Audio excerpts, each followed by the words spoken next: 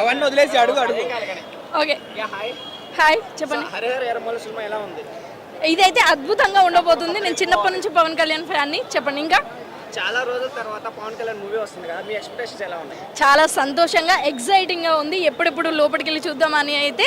And ఈ రోజు చూస్తాను అండ్ మళ్ళీ ఎప్పుడు రిలీజ్ అవుతుందో 24th కూడా చూస్తాను. కానీ పవన్ ఈ సంధ్య థియేటర్ దగ్గర ఎప్పుడు చూసినా కానీ కలకల్లాడుతూ ఉంటుంది. సో మనందరికీ తెలిసిన విషయమే, last time Allu Arjun movie వచ్చినప్పుడు చాలా దుర్ఘటన జరిగింది. సో దానివల్ల ఈ రోజు అయితే నార్మల్గా జరుగుతుంది. బట్ అయినా సరే చాలా మంది ఫ్యాన్స్ వచ్చి అయితే వారికి దోచినట్టుగా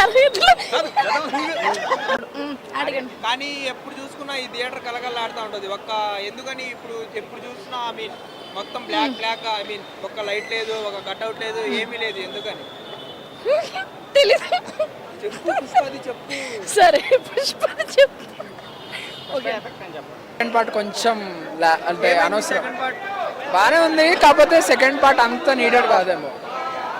చెప్పండి. బాగానే ఉంది అన్న సినిమా, బాగానే ఉంది. ఫస్ట్ హాఫ్ సూపర్ ఉంది, సెకండ్ హాఫ్ ఇంకొంచెం బాగా అంటే ఆ క్లైమాక్స్ ఇంకోలా డిజైన్ చేస్తుంటే బాగుండేది కొంచెం. బట్ బాగానే ఉంది, ఓవరాల్ వస్తాయి కలెక్షన్స్. అండ్ అది మొత్తం ప్యాన్ ఇండియా కదా. ఓజీ ఉంది, ఓజీ చూసుకుంటాం. అలా అని కాదన్నా, బట్ డిఫరెంట్ కదా. ఓజీ అయితే కొట్టేస్తుంది పక్క. బాబులకే బాబు కళ్యాణ్ బాబు ఒక్క నిమిషం.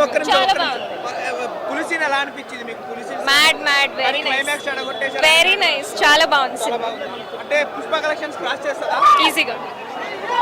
ఎఫెక్ట్ ఒకప్పుడు మంచిగా ఈ సంధ్య థియేటర్ అంటేనే ఫ్యాన్స్ అందరూ వచ్చి ఇక్కడ హడావిడి చేసేవాళ్ళు. బట్ ఈసారి మాత్రం ఇలా జరగకపోవడానికి కారణం అల్లు అర్జున్ అని నేను డైరెక్ట్గా చెప్పను, బట్ ఆ సంఘటన అని మాత్రం చెప్తాను.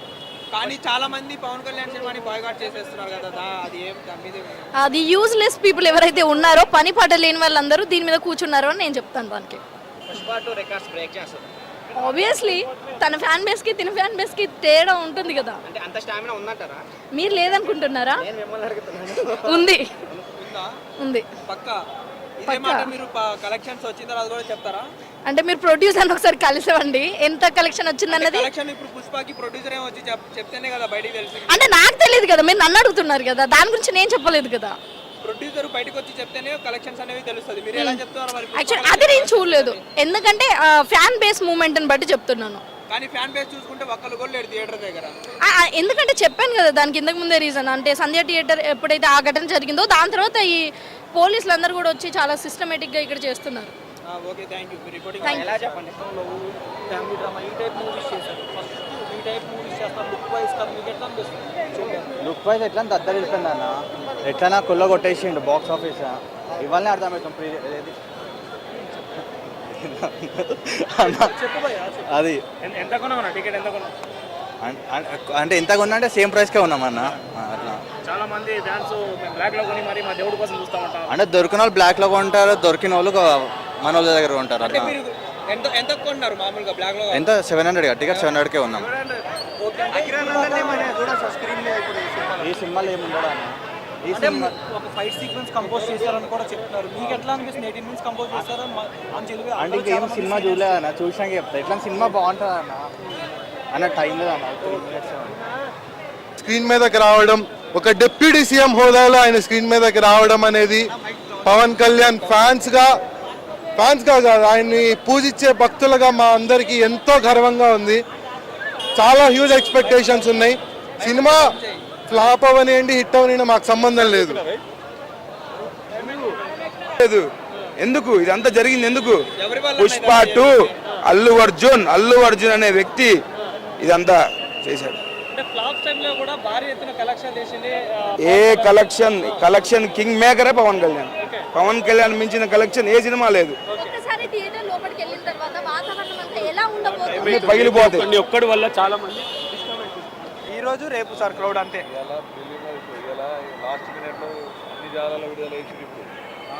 యాక్చువల్గా ఇది ప్లాన్ లేదు.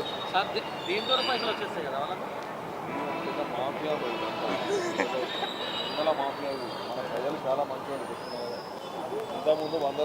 నిలబెడుతుంటారు కాబట్టి మీ ద్వారా మేము కోరుకునేది ఏంటంటే, రిక్వెస్ట్ చేసేది ఏంటంటే, వచ్చే ఎవరైనా అభిమానులు కావచ్చు, ఫ్యామిలీస్ కావచ్చు, మంచిగా వచ్చి చూసుకొని వాళ్ళకి మేము ఫెసిలిటీస్ కల్పిస్తాము అన్ని విధాలుగా ఎలాంటి ఇబ్బంది లేకుండా.